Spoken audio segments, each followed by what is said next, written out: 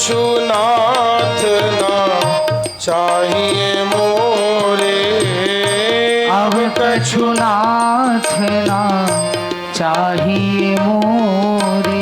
दीन दयाल अनुग्रह तोरे। दीन दयाल अनुग्रह तोरे। ओ जीवित होए नाथ हित मोरा। जय विधि होए नाथ हित मोरा। करहु सुबेग दास में तोरा। करहूँ सुबेग दास में तोरा। श्री राम जय राम जय जय राम। श्री राम जय राम जय जय राम। सीता राम जय सीता राम।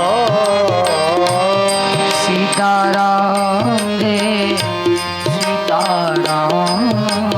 ओ सीता राम जय सीता राम। सीता राम जय सीता राम। ओ श्री राम जय राम श्री राम जय राम जय जय राम। ओ जय जय राम जय जय राम। बोलिए सद्गुरुदेव भगवान की, जय हो सब संतन की, जय हो सब हरि भक्तन की। जय हो श्री सीताराम जी महाराज की, की जय हो अनंत बलवंत श्री हनुमान जी महाराज की। की जय हो। भगवती गंगा मैया की, जय हो जगत जननी गौ माता की। जय हो जय जय श्री सीताराम, जय जय श्री राधे श्याम। नमः पार्वती पतये, हर हर हर महादेव।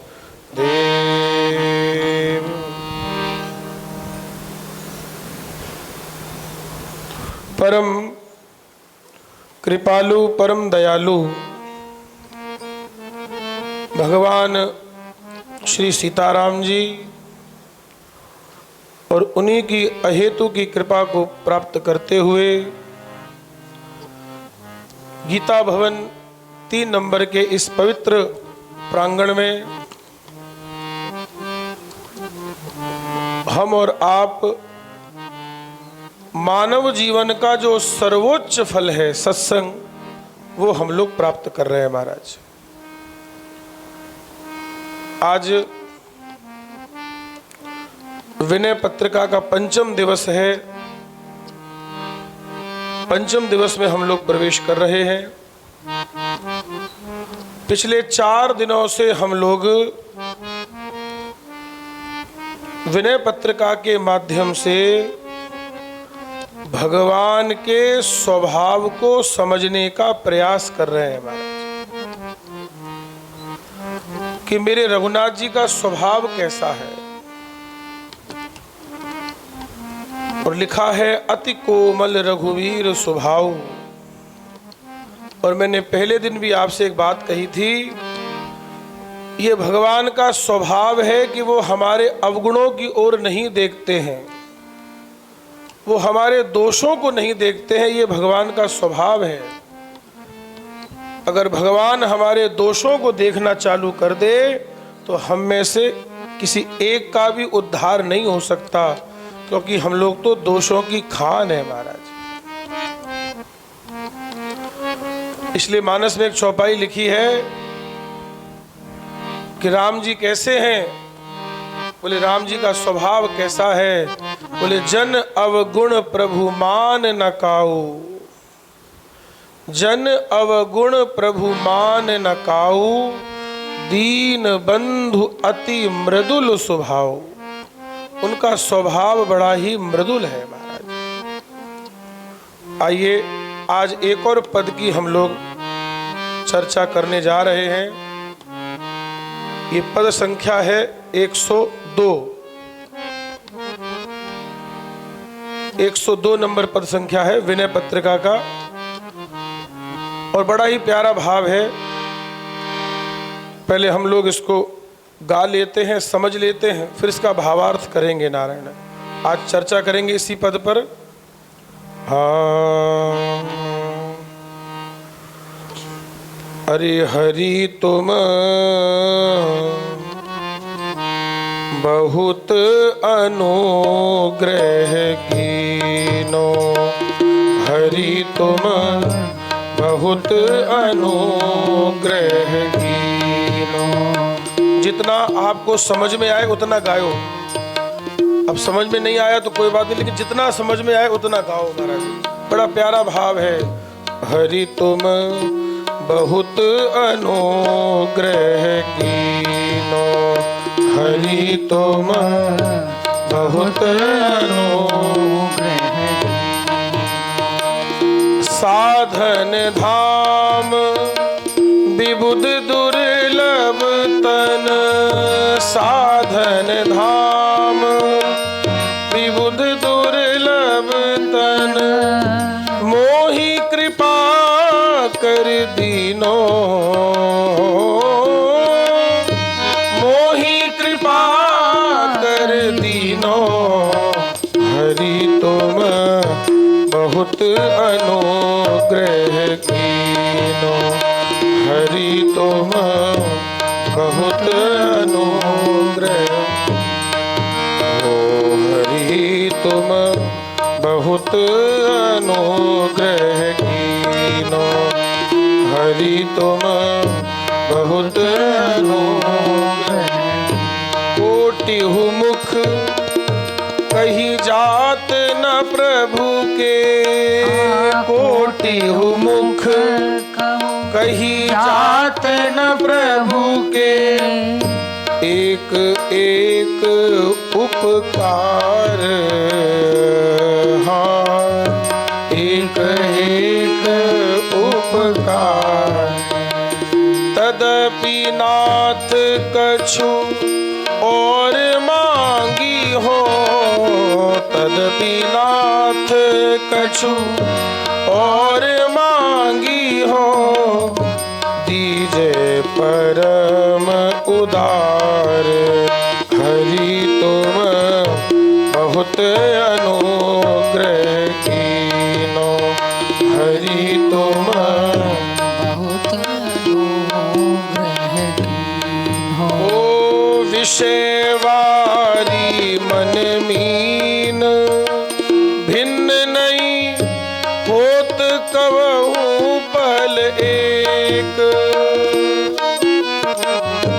विषयवारी मन मीन, भिन्न नहीं होत कबहू पल एक। ताते सहु विपत्ति अति दारुण, ताते सहु विपत्ति अति दारुण, जन्मत जोनि अनेक।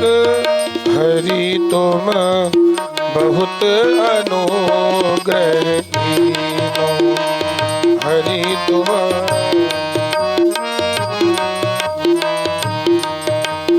हरि तुम बहुत अनुग्रह कीनो, हरि तुम।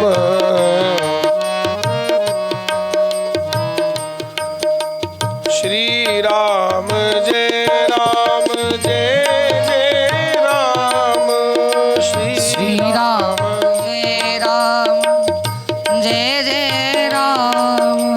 हरि तुम बहुत अनुग्रह कीनो, हरि तुम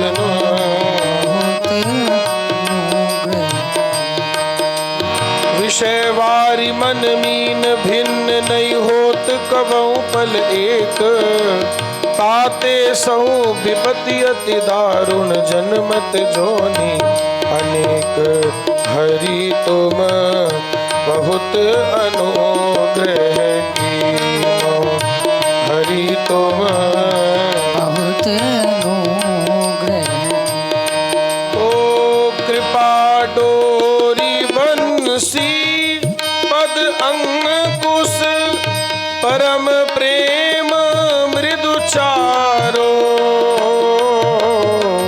कृपा डोरी बंसी पद अंकुश परम प्रेम मृदु चारो एहि विधि वेद हरो मेरो दुख एहि विधि वेद हरो मेरो दुख कौतुक राम तिहारो हरि तुम बहुत अनुग्रह कीनो हरि तुम बहुत अनुग्रह ओ हरि तुम बहुत अनुग्रह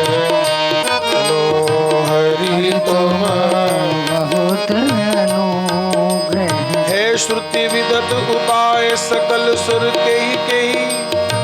केही दीन निहोरे है श्रुति विदित उपाय सकल दुख को है जग है श्रुति विदित उपाय सकल सुर केही दीन निहोरे तुलसीदास यह जीव मोहरज जई बांध्यो सोई छोरे हरि तुम बहुत अनुग्रह कीनो हरि तुम बहुत अनुग्रह बहुत अनुग्रह बहुत अनुग्रह इतना प्यारा पद है महाराज ये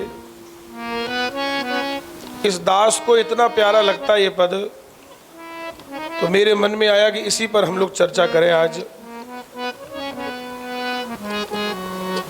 गोस्वामी जी क्या विनय कर रहे हैं क्योंकि इस ग्रंथ का नाम है विनय पत्रिका तो गोस्वामी जी विनय कर रहे हैं विनय माने प्रार्थना कर रहे हैं निवेदन कर रहे हैं महाराज रघुनाथ जी के श्री चरणों में निवेदन कर रहे हैं कि हे प्रभु आपने इतनी कृपा करी है महाराज आपकी बड़ी दया है अच्छा एक बात आपसे कहें कई लोग आपसे भी कई बार कहे होंगे और हमसे तो कई बार लोग कहते हैं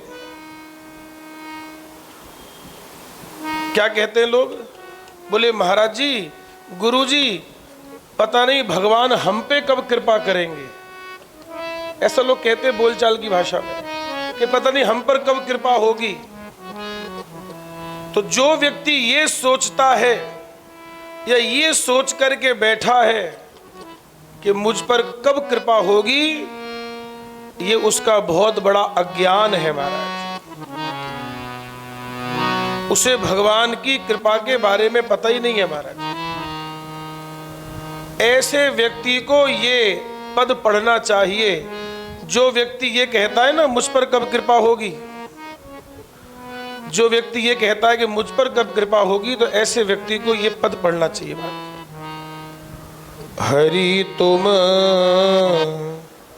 बहुत अनुग्रह कीनो हे हरि हे नारायण हे मेरे रघुनाथ जी आपकी बहुत कृपा है बड़ी दया है बड़ी दया है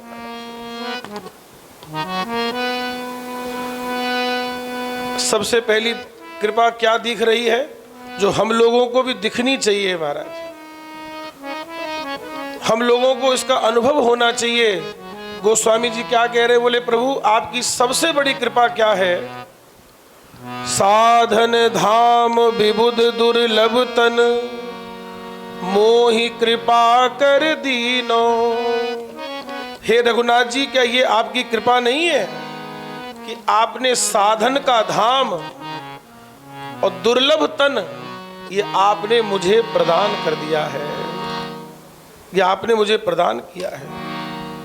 और आप लोगों ने मानस में पढ़ा होगा महाराज जी, आप लोगों ने निश्चित मानस में पढ़ा होगा, बड़े भाग मानुष तन पावा, बड़े भाग मानुष तन पावा, बड़े भाग मानुष तन पावा, बड़े भाग मानुष तन पावा, सुर दुर्लभ सद ग्रंथन गावा, सुर दुर्लभ सद ग्रंथन गावा, बड़े भाग मानुष तन पावा, बड़े भाग मानुष तन। अब देखो गोस्वामी जी क्या कह रहे हैं। ये राम जी अपने पूर्ववासियों को उपदेश कर रहे हैं।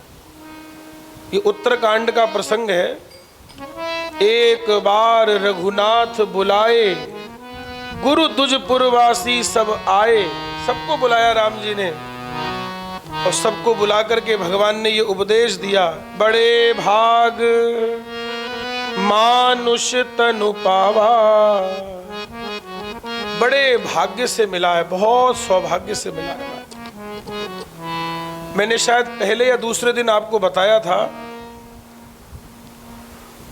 कि ऐसा कहीं पढ़ने और सुनने को नहीं मिला कि ये काम करोगे तो मनुष्य बन जाओगे, ये कर्म करोगे तो मनुष्य बन जाओगे। नहीं लिखा, कहीं नहीं लिखा महाराज, किसी वेद पुराण शास्त्र में नहीं लिखा कि ये कर्म करोगे तो मनुष्य बन जाओगे। बाकी सब चीजें लिखी हैं कि ये कर्म करोगे तो गधा बन जाओगे, ये कर्म करोगे तो कुत्ता बन जाओगे, ये कर्म करोगे तो ये बन जाओगे, ये तो लिखा है। लेकिन ये नहीं लिखा कि ये कर्म करोगे तो मनुष्य बन जाओगे। क्यों? मनुष्य कर्मों के हिसाब से नहीं बना जाता है। कर्मों के हिसाब से तो प्रारब्ध भोगना पड़ता है, वो विषय अलग है। कर्मों के हिसाब से तो प्रारब्ध बनता है, वो भोगना पड़ता है जीव को। बाकी मनुष्य जीवन कर्मों से नहीं मिलता है, मनुष्य जीवन भगवान की कृपा से मिलता है महाराज जी, ये कृपा से मिलता है। कबहू कृपा कर, इसी प्रसंग में राम जी कह रहे हैं, कबहू कृपा कर नर तन देही, देत ईश बिनु हेतु सनेही। ये बिना ही कारण के भगवान कृपा कर देते हैं जीव पर, तो उसको मनुष्य बनाते हैं महाराज। और अपन लोगों का हाल क्या है, आए थे हरि भजन को और ऊटन लागे कपास। बोले आए तो क्या करने थे और क्या हो रहा है। बहुत गंभीरता से सुनिएगा, करुणा निधान। तो गोस्वामी जी कह रहे हैं, बोले प्रभु आपकी इतनी कृपा है। हमारे यहाँ राजस्थान में एक भजन गाते हैं, वो यहाँ भी चलता है। मैं जब पहले दिन आया था तो स्वामी जी भी कैसेट में चल रहा था वो भजन महाराज। जब पहले दिन मैंने सुना तो मुझे लगा कि ये यहाँ कैसेट में चल रहा था वो भजन। उसकी इतनी प्यारी लाइन है, हाँ पहली कृपा कीरी मेरे प्रभु जी, नर तन दीना नाथ दियो। पहली कृपा कीनी मेरे प्रभु जी, नर तन दीना नाथ दियो। पुण्य भूमि भारत में मोकू कलयुग माही जन्म दियो। पुण्य भूमि भारत में मोकू कलयुग माही जन्म दियो। पुण्य भूमि भारत में मोकू कलयुग माही जन्म दियो। पुण्य पुण्य भूमि भारत में मोको कलयुग माही जन्म दियो। अरे पहली कृपा भई मेरे प्रभु की नर्तन दीनानाथ दियो।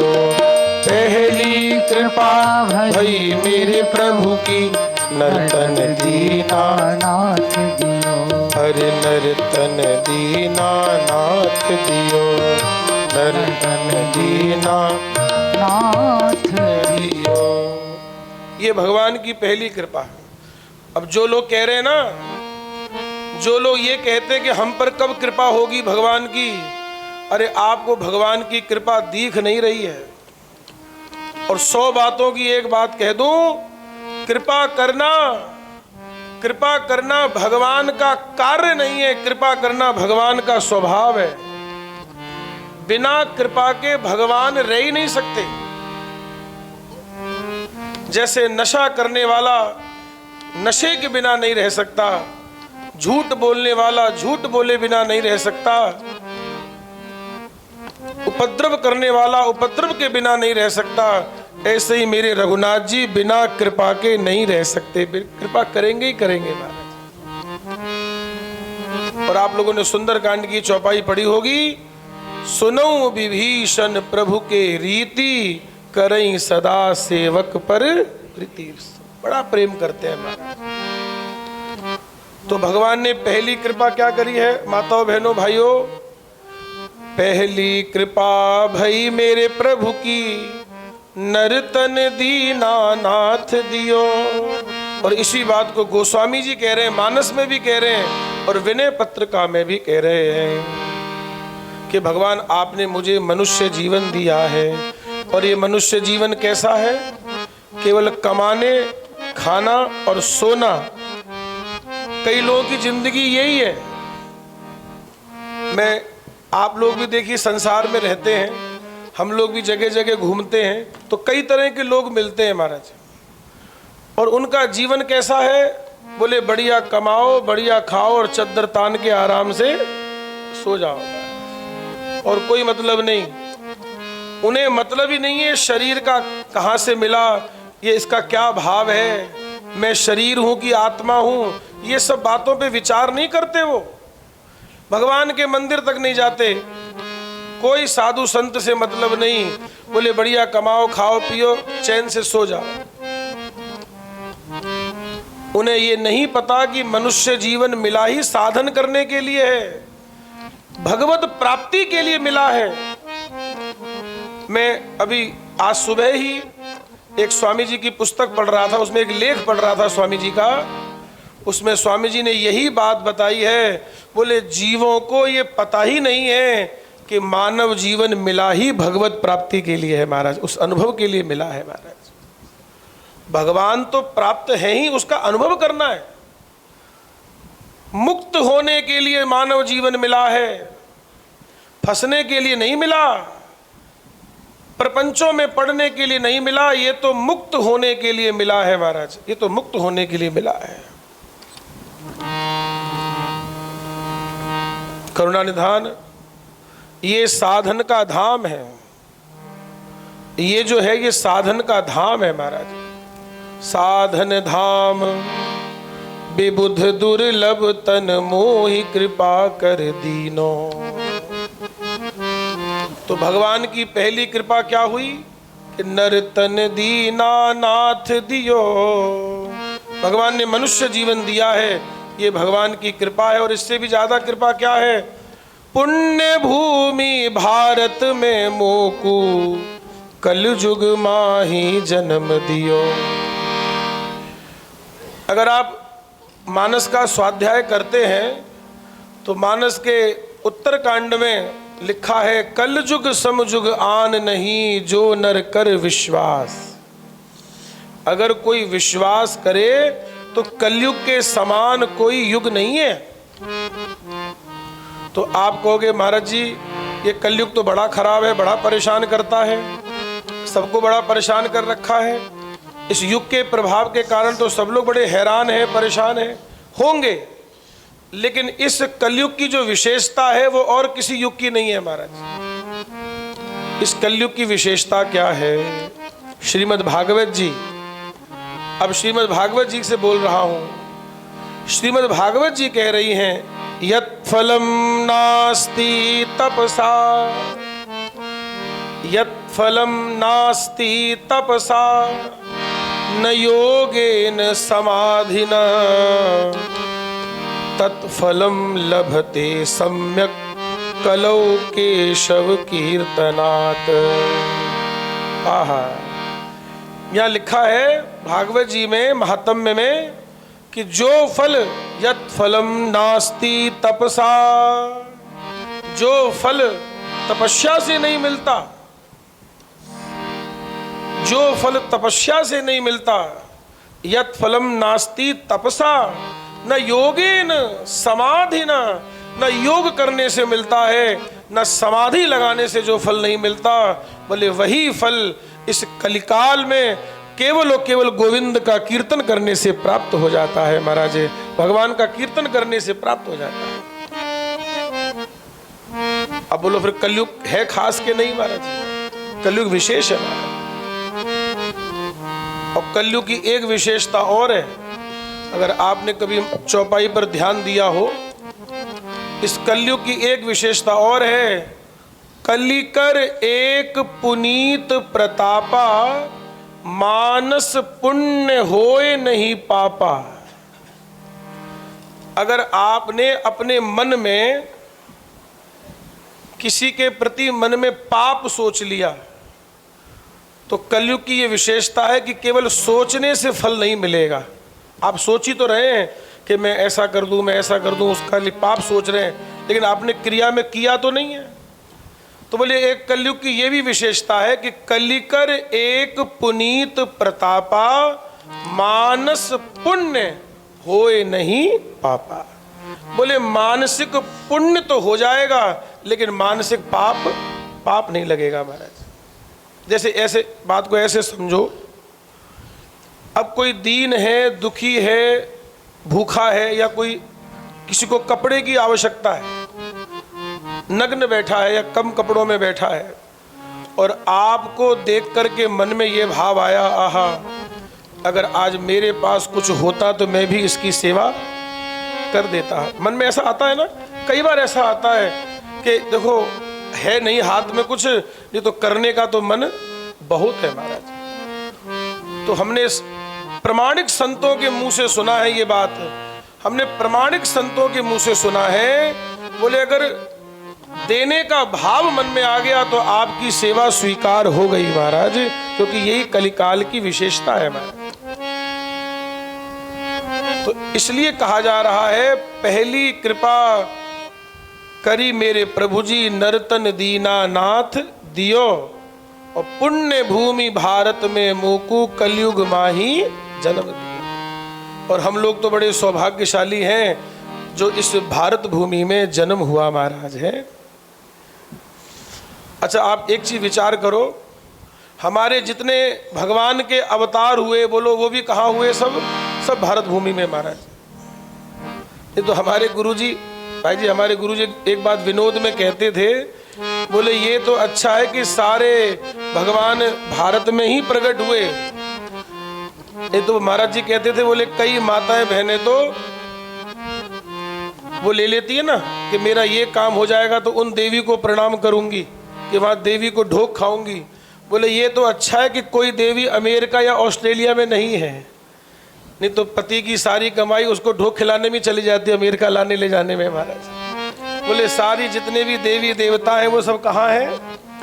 अपने इधर ही है महाराज। और इससे बड़ा और सौभाग्य क्या होगा, जिनके किनारे हम लोग बैठे हैं, भगवती गंगा मैया हमको दर्शन दे रही है महाराज, स्नान करने का सौभाग्य दे रही है। अरे भैया, ये भारतवर्ष है, यहाँ नदियों की पूजा है, यहाँ पहाड़ों की पूजा है। अरे यहाँ महाराज, यहाँ स्त्री को भोग की सामग्री नहीं समझा जाता है, यहाँ तो हमारे यहाँ कन्याओं का पूजन किया जाता है महाराज। हम उनको भगवती समझते हैं, हम कन्या को भगवती समझते हैं। ये हमारे भारतवर्ष की ये महानता है महाराज। और किसी और किसी देश में बता दो, और किसी धर्म में बता दो जहाँ जल की पूजा होती हो? बोलो भाई, जल की पूजा कहीं नहीं होती, नदियों की पूजा कहीं नहीं होती। हम आज भी, हम सनातन धर्मी गंगा जी के जल को जल नहीं मानते, अमृत मानते हैं महाराज। ये अमृत बह रहा है महाराज। और आप में से कितने लोग ऐसे होंगे जो ऋषिकेश आते होंगे तो यही प्रयास करते होंगे, भैया जितने दिन यहाँ रहेंगे तो गंगा जल ही पिएंगे महाराज, क्योंकि बड़ा ही पवित्र निर्मल जल है महाराज। तो ऐसा कौन सा धर्म है जहाँ पेड़ पौधों की पूजा होती है? अब ये जो देखो गीता भवन 3 नंबर में ये जो वृक्ष लगे हैं, ये वृक्ष थोड़ी हैं महाराज, ये संत है महाराज। किस रूप में सत्संग का लाभ ले रहे हैं महाराज। हमारे यहाँ वृक्षों की पूजा है। ये केवल और केवल एक सनातन धर्म में ही देखने को मिलता है महाराज, केवल सनातन धर्म में देखने को मिलता है महाराज।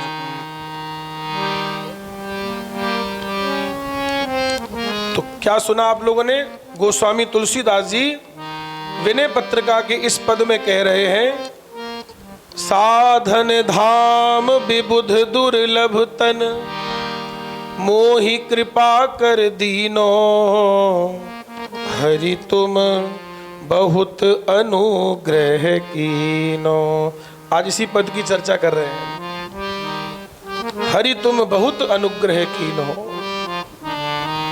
ये शरीर जो है साधन का धाम है भैया, इससे भजन करो, साधन करो, साधना करो, कुछ करो महाराज। एक शास्त्रों में श्लोक आता है, बोले आज तक कभी सोते हुए शेर के मुंह में शिकार चल के आया क्या? बोलो भाई, कि शेर सो रहा है और शिकार खुद चल करके आ जाए, लो भाई जी हमें खा लो। ऐसा हुआ कभी? आज तक कभी नहीं हुआ महाराज। शेर ने जब भी शिकार किया है तो दौड़ भाग करके ही किया है महाराज। बस थोड़ी साधना करनी पड़ेगी महाराज। अगर हम ये सोच करके बैठ जाएं कि बस बढ़िया कमाते खाते रहो, सोते रहो, कल्याण हो जाएगा, तो कैसे होगा महाराज? कुछ साधन करना पड़ेगा महाराज, क्योंकि ये शरीर साधन के लिए ही मिला है महाराज। और बिना शरीर के साधन होगा भी नहीं है। भजन कैसे होगा बिना शरीर के? तन बिनु वेद भजन नहीं बरना, उत्तरकांड में लिखा है, बोले बिना शरीर के साधन और भजन नहीं हो सकता महाराज। इसलिए राम जी ने अपने अयोध्या वासियों से क्या कहा है कि ये मानव शरीर बड़े भाग से मिला है और ये साधन का धाम है। साधन धाम मोक्ष कर द्वारा, साधन धाम मोक्ष कर द्वारा, साधन धाम मोक्ष कर द्वारा, साधन धाम मोक्ष कर द्वारा।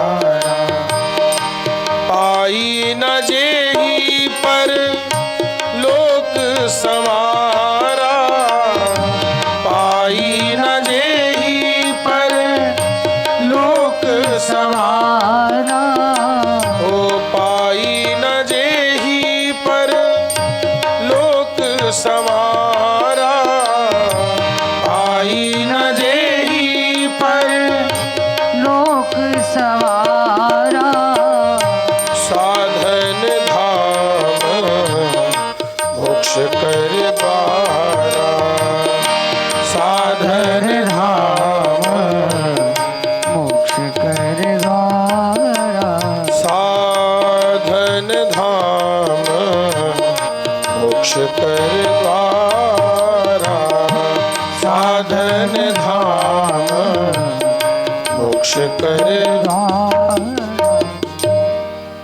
भैया सच्ची बात तो ये है कि हम कौन से दरवाजे पे खड़े हैं? बोलिए ना, मोक्ष द्वारा। हम मोक्ष के दरवाजे पे खड़े हैं। बस साधन करो, भजन करो और मुक्ति प्राप्त। और नहीं तो अगर विषयों की खुजली चालू हो गई तो ये दरवाजा हाथ से निकल जाएगा महाराज। ये दरवाजा हाथ से निकल जाएगा, फिर 84 लाख योनि में चक्कर काटते फिरो, मरते फिरो महाराज। इसी से साधन बनेगा। ये साधन का धाम है।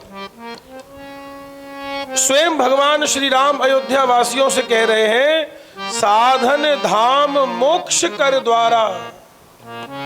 भैया साधन करो, ये मोक्ष का दरवाजा है। साधन धाम विबुध दुर्लभ तन। आपने मुझे वो दे दिया है जो देवताओं के लिए भी दुर्लभ, और साधनों के स्थान पर मनुष्य शरीर को कृपा पूर्वक दे दिया है आपने महाराज। गोस्वामी जी की इसी लाइन पर बलिहारी है महाराज। गोस्वामी जी की इसी लाइन पर बलिहारी है कि आपने हमें मानव जीवन दिया, साधन करने का धाम दिया, और भारत भूमि में जन्म दिया और कलयुग में जन्म दिया महाराज। एक पहली कृपा तो भगवान की ये है कि पुण्य भूमि भारत में मोकू कलयुग माही जन्म दियो। और एक बात और कहें आपसे भैया, इस कलिकाल में और कोई साधन जल्दी बनता भी नहीं है महाराज। क्यों जी? और कोई साधन जल्दी बनता भी नहीं। अगर बनता होता तो गोस्वामी जी इशारा जरूर करते महाराज। अगर और कोई साधन बनता होता तो गोस्वामी जी इशारा जरूर करते। गोस्वामी जी तो जाते जाते मानस को विश्राम देते देते क्या इशारा कर दिया? क्यों जी? गोस्वामी तुलसीदास जी ने मानस को विश्राम करते समय क्या इशारा कर दिया है? एहि कलिकाल न साधन दूजा, एहि कलिकाल न साधन दूजा, एहि कलिकाल न साधन दूजा, एहि कलिकाल न साधन दूजा। जोग यज्ञ जप तप व्रत पूजा, यज्ञ जप तप व्रत पूजा। एहि कलिकाल न साधन दूजा, एहि कलिकाल न साधन दूजा। जोग यज्ञ जप तप व्रत पूजा, योग जप यज्ञ व्रत पूजा। राम ही सुमिरिए गाइए, राम ही सुमिरिए, गाइए राम ही सुमिरिए गाइए, राम ही सुमिरिए गाइए राम ही। संतत सुनिए राम गुण ग्राम ही, सुनिए राम गुण गाम ही। संतत सुनिए राम गुण ग्राम ही। संतत सुनिए राम गुण गाम ही। एहि कलिकाल न साधन दूजा, एहि कलिकाल न साधन दूजा। जोग यज्ञ जप तप व्रत पूजा, योग जप तप व्रत पूजा। जोग यज्ञ जप तप व्रत पूजा, यज्ञ जप तप व्रत। व्रत पूजा। राम ही सुमिरिए गाइए, राम ही सुमिरिए, गाइए राम ही। संतत सुनिए राम गुण ग्राम ही। संतत सुनिए राम गुण गाम ही। एहि कलिकाल न साधन दूजा, एहि कलिकाल न साधन दूजा। और कोई साधन होता तो गोस्वामी जी बता देते महाराज, लेकिन गोस्वामी जी क्या कह रहे हैं? एहि कलिकाल न साधन दूजा, जोग यज्ञ जप तप व्रत पूजा। तो क्या करना है? बोले राम ही सुमिरिए गाइए राम ही, और संतत सुनिए राम गुण ग्राम। बोले राम कोई सुमरो, राम कोई ध्याओ, और संतों के मुंह से राम जी का पावन चरित्र श्रवण करो महाराज। राम जी का पावन चरित्र श्रवण करो महाराज। तो भैया सुनो, ये भगवान की बड़ी कृपा है कि हमें कलयुग में जन्म दिया है। इसमें साधन आसान है। हमारे परम पूजनीय प्रातः स्मरणीय स्वामी जी महाराज भी इस बात पर बहुत जोर देते थे। भैया कलिकाल है, अगर कल्याण कर लो तो इसमें कर लो भैया अपना, बिल्कुल इसमें कल्याण हो जाएगा, शीघ्रता से हो जाएगा, जल्दी हो जाएगा। और एक बात और कहें, भक्तमाल की बात बता देते हैं। एक भक्तमाल में एक बात लिखी है नाभा गोस्वामी जी ने, और युगन ते कमल नयन कलयुग बहुत कृपा करी, और युगन ते कमल नयन, कलयुग बहुत कृपा करी। क्या मतलब है इसका? इसका मतलब ये है कि और युगों में भगवान ने कृपा की खिड़की खोल रखी थी। क्या खोल रखी थी?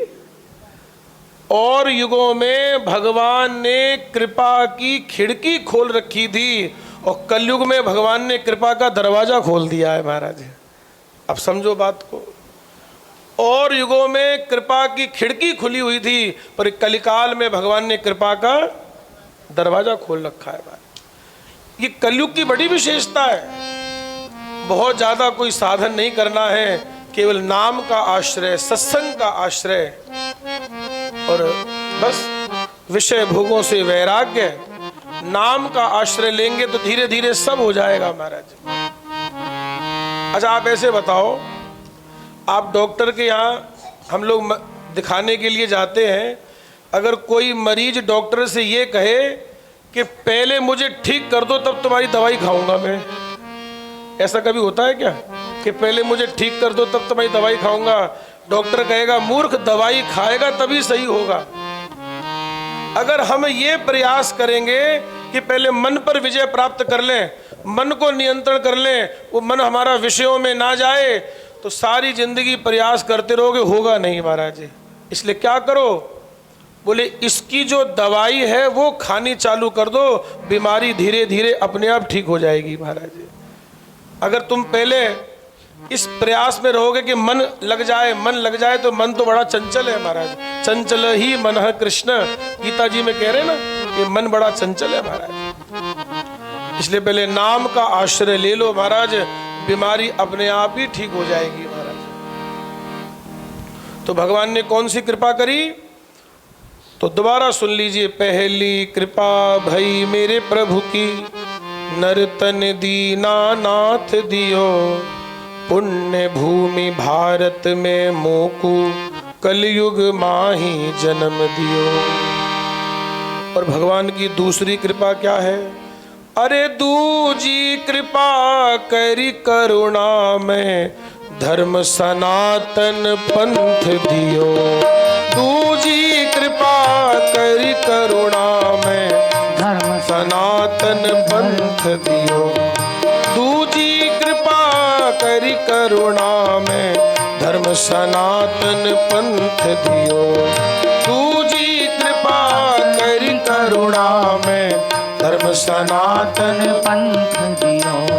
वेद पुराण भावगत गीता, रामचरित सो ग्रंथ दियो। वेद पुराण भागवत गीता, रामचरित सो ग्रंथ दियो। वेद पुराण भागवत गीता, रामचरित सो ग्रंथ दियो। वेद पुराण भागवत गीता, रामचरित सो ग्रंथ। अब जो लोग कहते हैं कि भगवान की कृपा कब होगी, तो बता देना उनको कि भगवान की कितनी कृपा है कि हमें धर्म सनातन पंथ दियो हमारा। क्योंकि धर्म तो एक सनातन ही है, बाकी सब तो मजहब हैं। और आप लोग देख ही रहे हैं महाराज, इस समय देश में क्या माहौल चल रहा है महाराज। अगर हम लोग एक नहीं होंगे, एकत्रित नहीं होंगे, तो जितने आसानी से बैठ करके यहाँ सत्संग कर रहे हैं, सत्संग करना दुर्लभ हो जाएगा महाराज। एक सुंदर कांड का पाठ करने के लिए भी परमिशन लेनी पड़ेगी, स्थिति ऐसी हो जाएगी महाराज। और आपने देख लिया बांग्लादेश में क्या हुआ और अभी क्या हो रहा है महाराज देश में महाराज। अब बहुत ज़्यादा कहने का विषय नहीं है, क्योंकि आप सब लोग बुद्धिजीवी हैं, जानते हैं सब कुछ महाराज। इसलिए भगवान की बड़ी विशेष कृपा है महाराज। दूजी कृपा करी करुणा में, दूजी कृपा करी करुणा में, धर्म सनातन पंथ दियो। और हमारे सनातन धर्म की हमें गर्व होना चाहिए। हम सनातनी हैं, हम सनातन को मानने वाले, हमें इस बात पर अभिमान होना चाहिए महाराज। और मैं फिर आपसे निवेदन करूंगा, मैंने संतों के मुंह से सुना है, बोले हम लोगों को अपने सनातन धर्म के चिन्ह धारण करने में कतई शर्म नहीं आनी चाहिए महाराज। तिलक करने में क्या शर्म है? क्यों शर्म करते हो? जब वो दूसरे मजहब के लोग, उनको टोपी पहनने में शर्म नहीं है, तुमको अपना तिलक करने में शर्म है? आज बड़ी विडंबना वाली बात है कि कहने को तो ब्राह्मण है, वो अपने को ब्राह्मण कहता है, लेकिन समस्या क्या है? ना जनेऊ है ना चोटी है महाराज। बोलो, चोटी भी कट गई, जनेऊ भी हट गया, अब कहने को तो ब्राह्मण कहते हो, अपने को क्या दिक्कत है महाराज? भाई जब अपने धार्मिक चिन्हों को धारण नहीं करोगे तो अपने धर्म को बचाओगे कैसे? केवल चिल्लाने से क्या हो जाएगा? सनातन धर्म की जय हो। हम लोग कहते हैं ना, धर्म की जय हो, अधर्म का नाश हो, प्राणियों में सद्भावना हो। ये लोग चिल्लाने वाले, इनको धोती पहनने में, तिलक लगाने में, चोटी रखने में शर्म आती है महाराज। जो माइक पर चिल्ला रहे हैं कि धर्म की जय हो, अधर्म का नाश हो, उनको धोती पहनने में शर्म आती है महाराज, उनको चोटी लगाने में शर्म आती है, उनको जनेऊ पहनने में शर्म आती है महाराज। तो अपने सनातन धर्म की रक्षा क्या करोगे आप लोग, जब अपने चिन्ह धारण करने में ही शर्म आती है महाराज? दूजी कृपा करी करुणा में, धर्म सनातन पंथ दियो। ये भगवान की दूसरी कृपा है। इसलिए गोस्वामी जी बार बार याद कर रहे हैं, हरि तुम बहुत अनुग्रह कीन हो। कौन सा अनुग्रह किया, वही मैं आपको बता रहा हूं कि भगवान की कैसी कृपा हमारे ऊपर है महाराज। भगवान की कितनी कृपा हमारे ऊपर है नारायण। इतनी कृपा ठाकुर जी की है, वेद पुराण भागवत गीता रामचरित सो ग्रंथ दियो। कितनी विडंबना वाली बात है। न जाने कितने ऐसे घर होंगे, मैं आप लोगों की बात नहीं कर रहा हूं, आप लोग तो सत्संगी हैं, पर लेकिन एक बात मैं आपसे पूछूं तो सही सही बताना, सबके घर में गीता भी होगी, भागवत भी होगी, रामायण भी होगी महाराज, और सही सही बताना कितने बच्चे उसको उठा करके रोज पढ़ते हैं महाराज? बोलो, है सबके घर में? गीता भी है, भागवत जी भी है, रामायण जी भी हैं। और एक और विडंबना की बात ये भी देखने को मिली, बोले कुछ घर ऐसे भी हैं जहां महाराज गीता जी ही नहीं है महाराज। कहने को वो हिंदू हैं, कहने को अपने को हिंदू कहते हैं, सनातनी कहते हैं। अरे चोटी तो छोड़ो, कोई बात नहीं, अपने घर में कम से कम गीता भागवत रामायण को तो रखो कम से कम महाराज, इनको तो रखो कम से कम, इनको पढ़ो। ये आर्ष ग्रंथ हैं, ये हमारे ऋषियों ने हमको प्रदान किए हैं, भगवान की वाणी है, इसका आदर करो, इसका सम्मान करो। आज देखिए, आज समाज में गीता प्रेस कितना बड़ा कार्य कर रहा है महाराज। आप देखिए महाराज, गीता प्रेस के द्वारा कितना बड़ा कार्य हो रहा है। करुणानिधान, नो प्रॉफिट नो लॉस पर ऐसी ऐसी दुर्लभ पुस्तकें स्वामी जी महाराज की, सेठ जी महाराज की, राधा बाबा की, और सारे ग्रंथ उपलब्ध है महाराज। लेकिन क्या करें महाराज, लोग पढ़ने को तैयार नहीं है महाराज। करुणानिधान, दवाई लेके आते हो ना, दवाई जो डॉक्टर पुड़िया बना के देता है, ला करके उसकी आरती उतारते हो क्या? क्यों भाई, उस दवाई की पुड़िया की आरती उतारते हो कि हे पुड़िया महारानी हम ठीक हो जाएं? अरे आरती उतारने से रोग ठीक नहीं होगा। पुड़िया खोलो, दवाई हाथ में लो और गिलास लो पानी और गटक लो महाराज, तब आराम मिलेगा महाराज। घर में गीता भागवत रामायण रखने की महिमा है, लेकिन उससे ज्यादा महिमा है जब आप कम से कम 2 श्लोक पढ़ो महाराज, 5 चौपाई पढ़ो। रामायण में तो लिखा है सतपंच चौपाई मनोहर जो उर धरे। बोले 7 5 जो भी आपको समझ में आए इतना करो महाराज। आप लोग करते होंगे, मैं ऐसा नहीं कह रहा आप लोग नहीं करते हैं, लेकिन और लोगों को प्रेरणा करो कि भैया आप लोग भी घर में गीता भागवत रामायण पढ़ा करो। महाराज हमारे ऋषि लिख लिख करके हमको दे करके गए हैं, अब हम लोग उसको पढ़ भी नहीं सकते। ऐसा कहा जाता है कि हर सनातनी के जीवन में 3 ऋण होते हैं महाराज, देव ऋण, ऋषि ऋण और पितृ ऋण।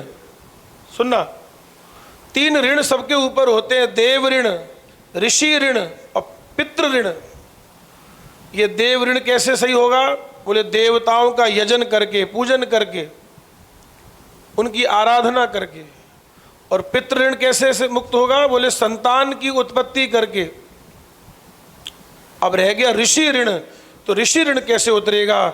बोले जो ऋषियों ने हमको ग्रंथ दिए हैं, जो साधना बताई है, उस पथ पे चल करके, उन ग्रंथों का स्वाध्याय करके हम ऋषियों के ऋण से पूर्ण हो सकते हैं। महाराज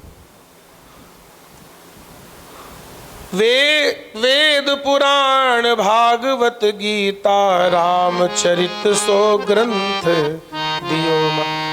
पढ़ना चाहिए, पढ़ना चाहिए महाराज, खूब मन लगा करके पढ़ना चाहिए महाराज। और तीसरी कृपा भगवान ने क्या करी? ये बड़ी गजब की कृपा है भाई। तीजी कृपा करी मेरे स्वामी, जग से सदा वियोग दियो। तीजी कृपा करी मेरे स्वामी, जग से सदा वियोग दियो। तीजी कृपा करी मेरे स्वामी, जग से सदा वियोग दियो। तीजी कृपा करी मेरे स्वामी, जग से सदा वियोग दियो। जागृत करी रुचि सत्संग की, संत मिलन को जोग दियो। जागृत करी रुचि सत्संग की, संत मिलन को जोड़ दियो। हरि तुम बहुत अनुग्रह की लो। हरि तुम बहुत अनुग्रह।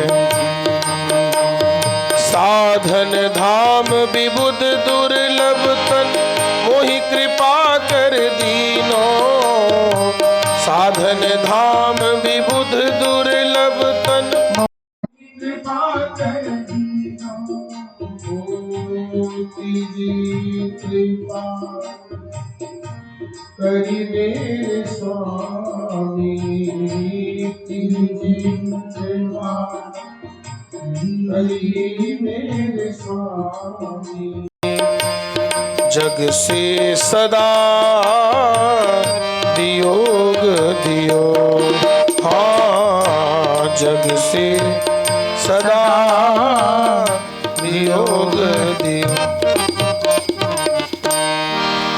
अब तीसरी कृपा भगवान की क्या है?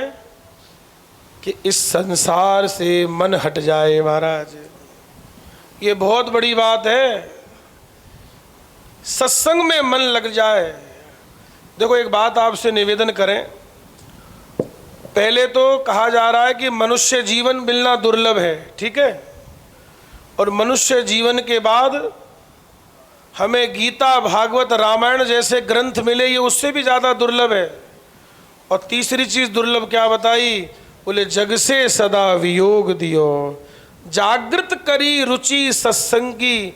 बोले सत्संग में रुचि कर दी हमारी महाराज, नहीं तो हर किसी की रुचि सत्संग में होती नहीं है महाराज। लिखा है भागवत जी के 11वें स्कंद में कि ये सत्संग बड़ा दुर्लभ है महाराज। अच्छा देखो, गोस्वामी तुलसीदास जी ने 2 चीज़ों को दुर्लभ बताया, सुनना ध्यान से। गोस्वामी तुलसीदास जी ने 2 चीज़ों को दुर्लभ बताया, कौन कौन सी? सुतदारा और लक्ष्मी, पापी के भी होए, संत समागम हरि कथा, तुलसी दुर्लभ दो। गोस्वामी तुलसीदास जी ने 2 चीज़ों को दुर्लभ बताया है, और आद्य गुरु शंकराचार्य जी ने 3 चीज़ों को दुर्लभ बताया है। माताओं बहनों भाइयों, शंकराचार्य जी ने, आद्य गुरु शंकराचार्य जी ने 3 चीजों को दुर्लभ बताया है। वो 3 चीजें कौन कौन सी हैं? मनुष्यत्वम, मुमुक्षुत्वम, महापुरुष संश्रयः। आहा, आद्य गुरु शंकराचार्य जी ने 3 चीजों को दुर्लभ बता दिया। बोले पहला तो मनुष्य होना दुर्लभ है, और मनुष्य होने के बाद मुक्ति की प्यास दुर्लभ है। महाराज क्या बता रहे हैं? मुक्ति दुर्लभ नहीं है, मुक्ति की प्यास दुर्लभ है। महाराज वो प्यास ही नहीं है। महाराज मुक्ति दुर्लभ नहीं है, मुक्ति की प्यास दुर्लभ है। और तीसरी चीज क्या बताई? महापुरुष संश्रय। बोले किसी महापुरुष का संग मिल जाए, ये तीसरी चीज दुर्लभ है। महाराज इसलिए क्या कह रहे हैं भागवत जी में? दुर्लभो मानुषो देहो। राजा निमि कह रहे हैं, भागवत जी के 11वें स्कंद का 2 अध्याय का श्लोक है। महाराज राजा निमि कह रहे हैं, दुर्लभो मानुषो देहो देहि नाम क्षण भंगुर तत्रापि दुर्लभम मन्ये वैकुंठ प्रिय दर्शनम। बोले एक तो मनुष्य देह दुर्लभ है, और दुर्लभ होने के साथ साथ क्षणभंगुर है, और उसके बावजूद किसी महापुरुष का, भगवान के प्रेमी का संग मिल जाए, ये उससे भी ज्यादा दुर्लभ है। महाराज उससे भी ज्यादा दुर्लभ है।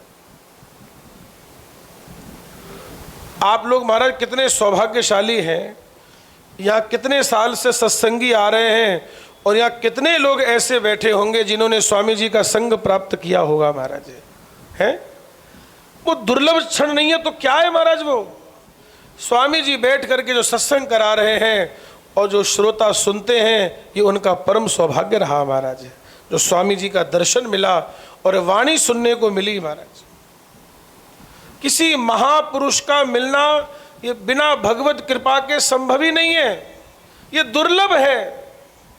मनुष्यत्वम, मुमुक्षुत्वम, महापुरुष संश्रय। बोले 3 चीजें दुर्लभ है। महाराज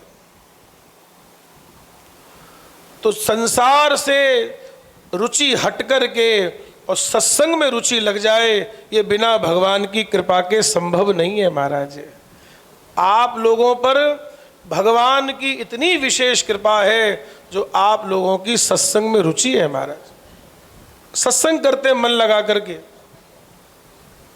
तो भगवान की ये तीसरी कृपा है। जागृत करी रुचि सत्संग की, संत मिलन को जोग दियो। अगर सत्संग में मन लग रहा है, और सत्संग से ही सब कुछ प्राप्त होगा। महाराज आप लोग मानस पढ़िए, इस सत्संग से ही सब कुछ प्राप्त हो जाएगा। शुरू शुरू में बाल कांड में ही लिखा है कि सत्संग से क्या मिलता है। मति की रति गति भूति भलाई, जब जेहि जतन जहाँ जेहि पाई, जब जेहि जतन जहाँ जेहि पाई। मति की रति गति भूति भलाई, मति की रति गति भूति भलाई। जब जेहि जतन जहाँ जेहि पाई, जब जेहि जतन जहाँ जेहि पाई। सो जानहु सत्संग प्रभाऊ, सो जानहु सत्संग प्रभाऊ। लोक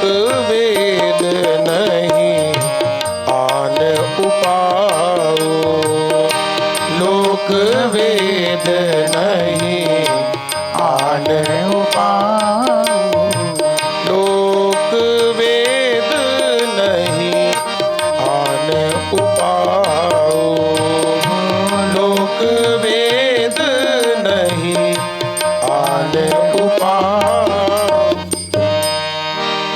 ये सत्संग की महिमा है महाराज। और इस सत्संग से ही जब रुचि हो जाएगी तो भगवान की भक्ति भी मिलेगी, भगवान का प्रेम भी मिलेगा। लेकिन शुरुआत कहाँ से करनी पड़ेगी? पहले सत्संग करो महाराज। और अगर आपने इस चौपाई पर कभी ध्यान दिया हो, अगर इस चौपाई पर कभी ध्यान दिया हो, जब बहुकाल करिए सत्संगा। अच्छा, हम लोग कई लोग, मतलब आप लोग नहीं, बहुत से लोग क्या सोचते हैं कि हमने 2-4 बार का सत्संग कर लिया तो हम सिद्ध हो गए महाराज, है कि नहीं? बोले हम तो बस अब सत्संग बहुत करते हैं। वो बोले, एक सज्जन तो हमारे पास आए, बोले गुरुजी हमने इतनी कथा सुनी कि हमारे कान ही फूट गए हैं। मैं, कान फूट गए हैं? ये कैसे फूट गए भाई? बोले हमने इतनी कथा सुनी है, हमको तो कहीं से कुछ भी पूछ लो। मैं सच्ची बात कह रहा हूं, पढ़ पढ़ करके, सुन सुन करके कंठस्थ कर लेना ये बड़ी बात नहीं है, उस बात को अपने हृदयस्थ कर लेना ये बड़ी बात है महाराज। कंठस्थ करने से बात नहीं बनेगी, हृदयस्थ करने से बात बनेगी महाराज।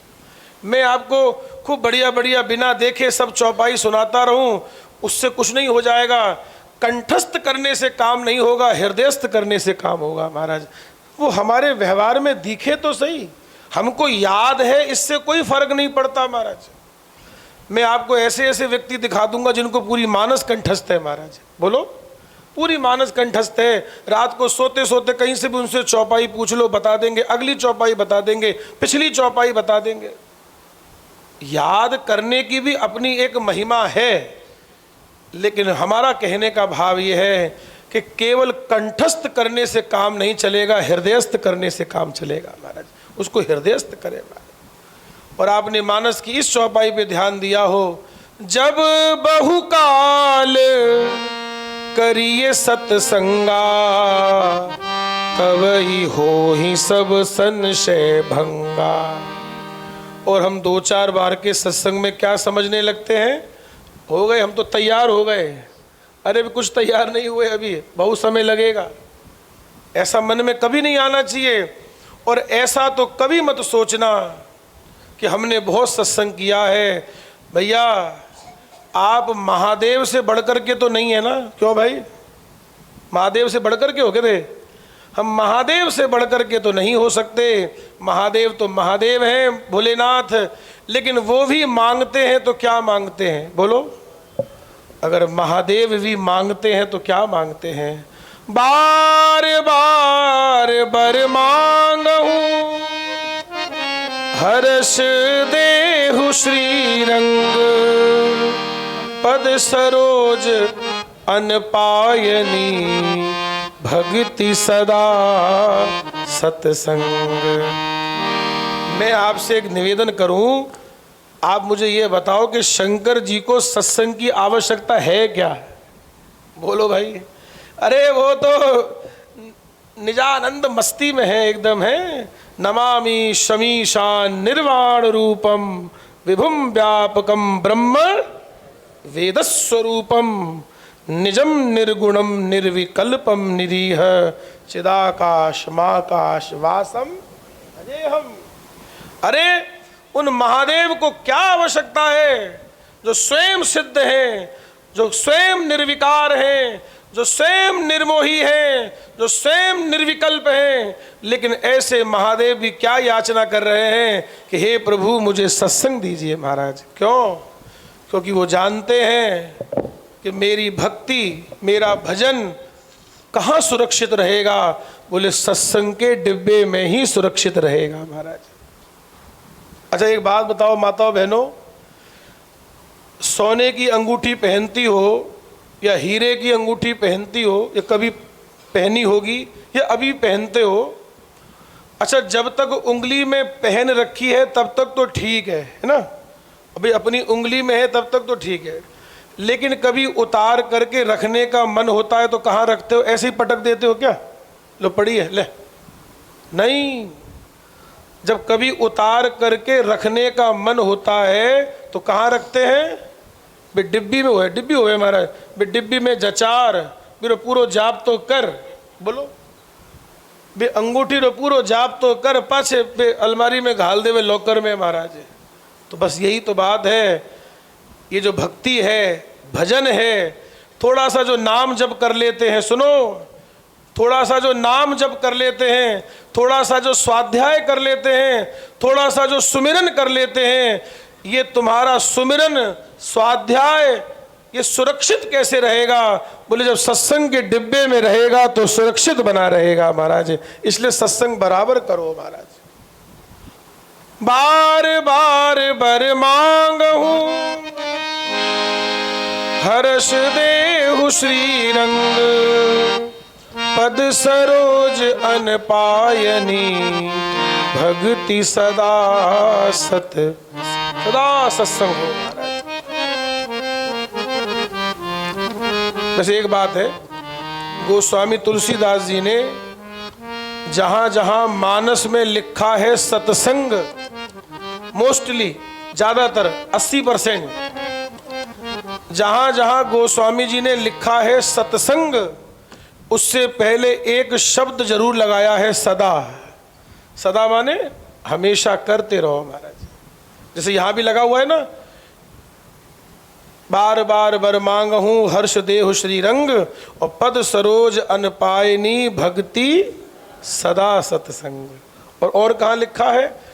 दीप शिखा सम जुबती तन, मन जन होसी पतंग, भजिए राम तज काम मद, करहु सदा सत्संग। सत्संग तो सदा करो महाराज। अगर सत्संग में रुचि है तो ये भगवान की कृपा है, कृपा है, कृपा है महाराज। बिना कृपा के सत्संग नहीं मिलता, और बिना सत्संग के विवेक नहीं होगा, और बिना सत्संग के भगवान की भक्ति भी प्राप्त नहीं होगी। और बिना सत्संग किए अगर भगवान की भक्ति का नाटक तो कर लोगे, लेकिन यथार्थ में नहीं होगी महाराज। क्योंकि इसी उत्तर कांड में एक जगह ये भी चौपाई लिखी है। क्या लिखा है?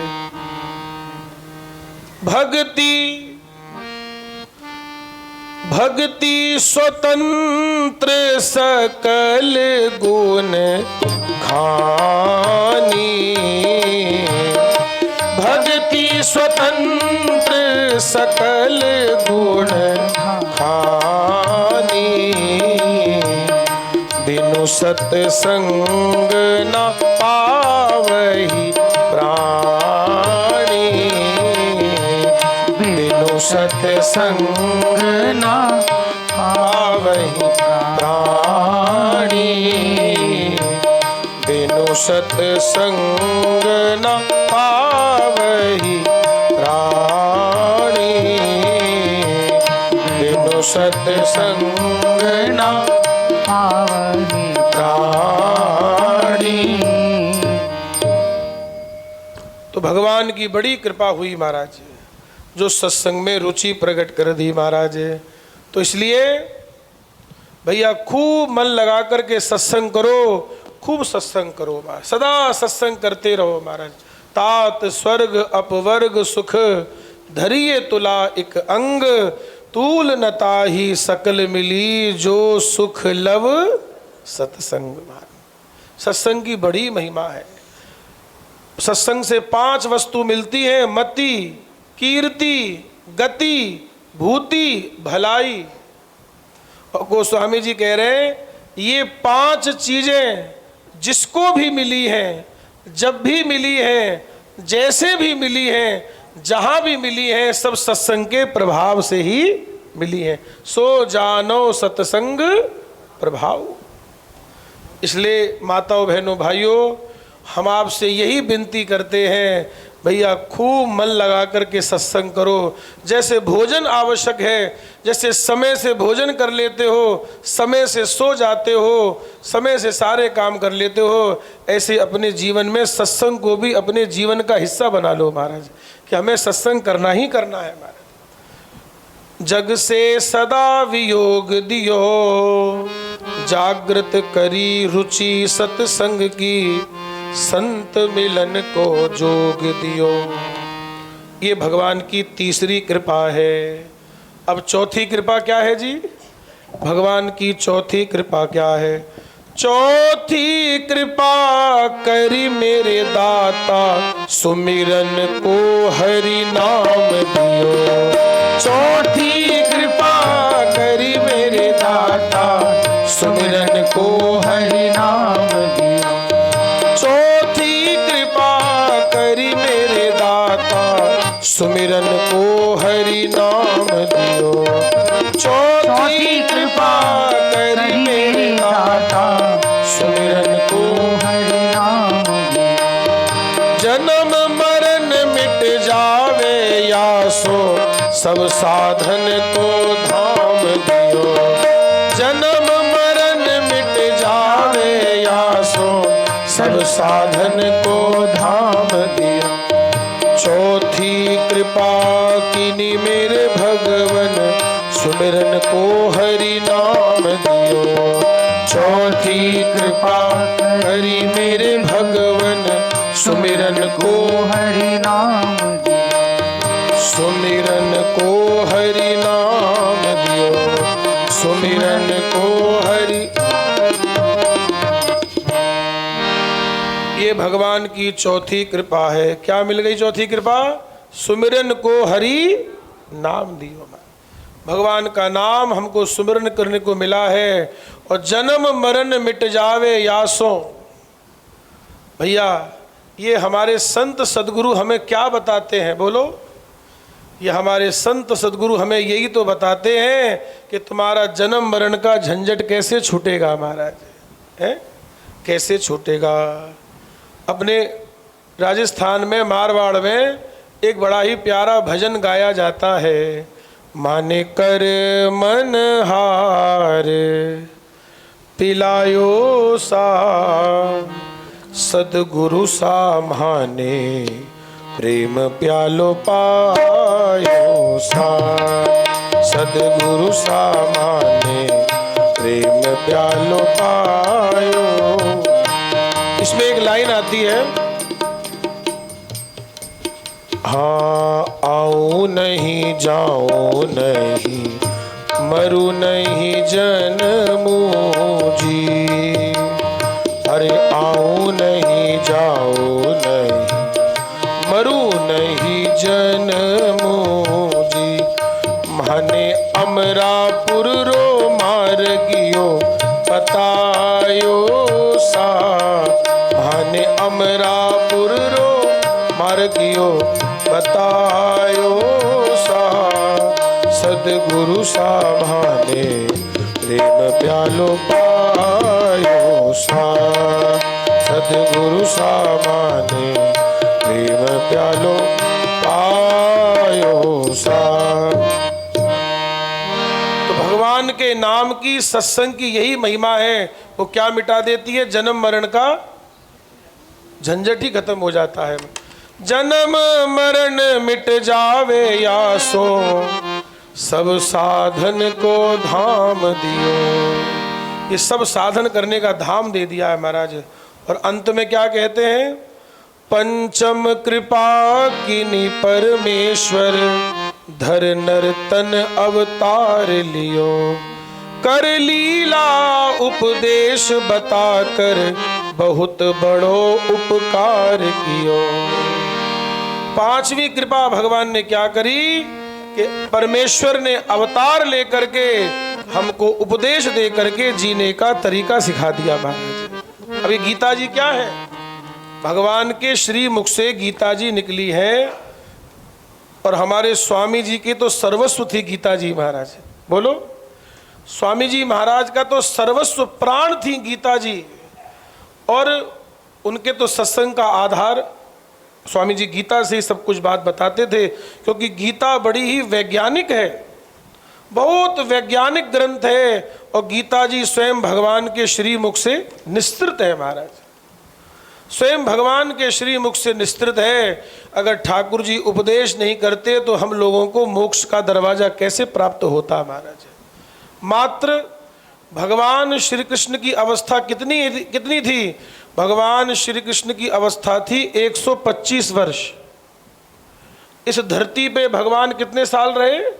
मात्र 125 वर्ष कृष्ण कन्हैया की उम्र थी महाराज, जिसमें से लगभग 12 साल भगवान गोकुल और वृंदावन में रहे। कितना? 12 साल। 12 साल भगवान गोकुल और वृंदावन में रहे और लगभग 13 साल भगवान मथुरा में रहे। लगभग 13 साल भगवान मथुरा में रहे और लास्ट के 100 वर्ष भगवान द्वारका जी में रहे। महाराज द्वारका जी में भगवान ने सबसे लंबा समय बिताया, 100 वर्ष। और चलते समय भगवान ने कोई अपनी रिश्तेदारी नहीं निभाई। भगवान कोई रिश्तेदारी निभाने नहीं आए थे, ठाकुर जी तो हम लोगों को उपदेश देने के लिए आए थे। महाराज उपदेश देने के लिए आए थे, कोई रिश्तेदारी निभाने नहीं आए थे।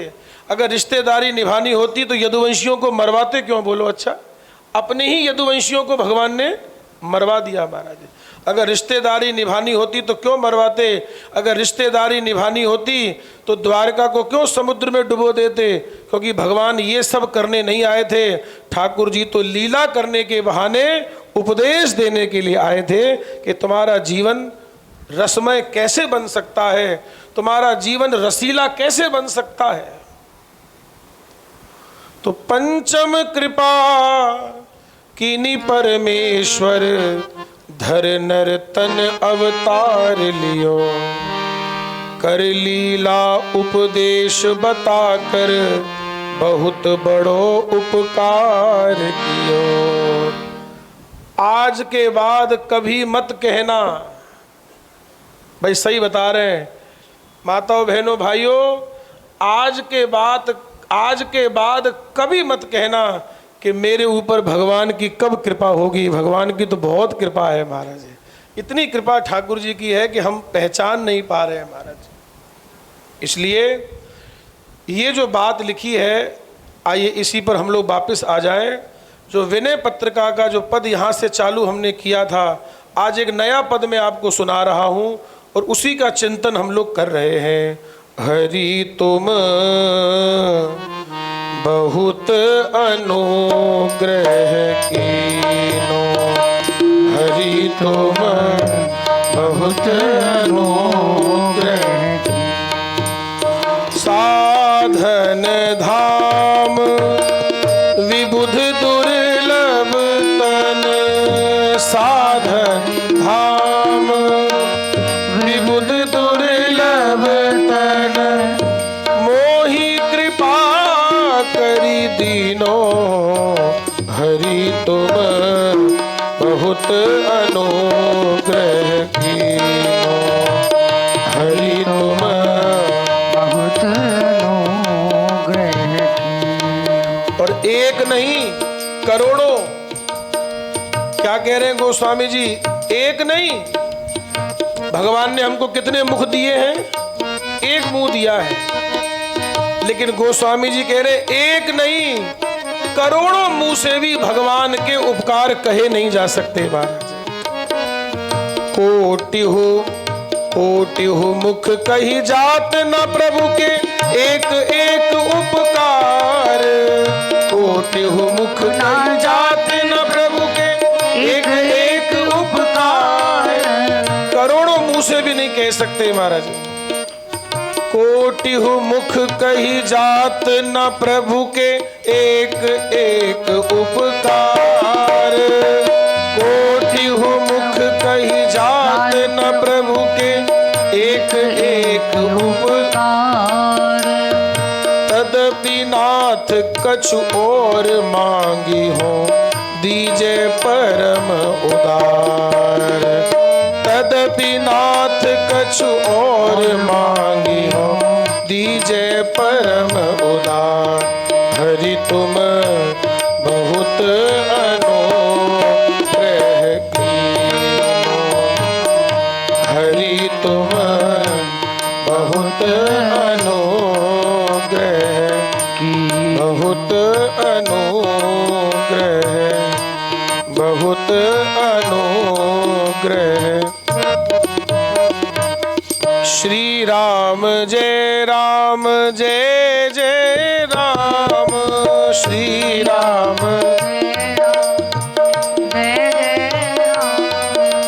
श्री राम। राम जय राम। श्री राम जय राम जय जय राम। श्री राम जय राम जय जय राम। श्री राम जय राम जय जय राम। श्री राम जय राम जय जय राम। श्री राम जय राम जय जय राम। श्री राम जय राम जय जय राम। श्री राम जय राम जय जय राम।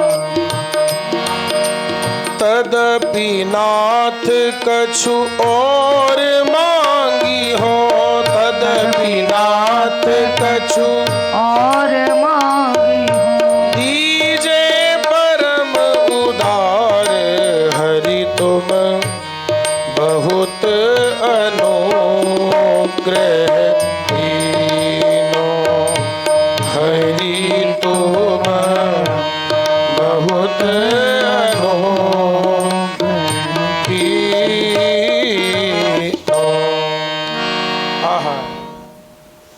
अच्छा, एक बात कहें, गोस्वामी जी कह रहे हैं कि करोड़ों मुंह से भी हम भगवान के उपकार नहीं कह सकते महाराज।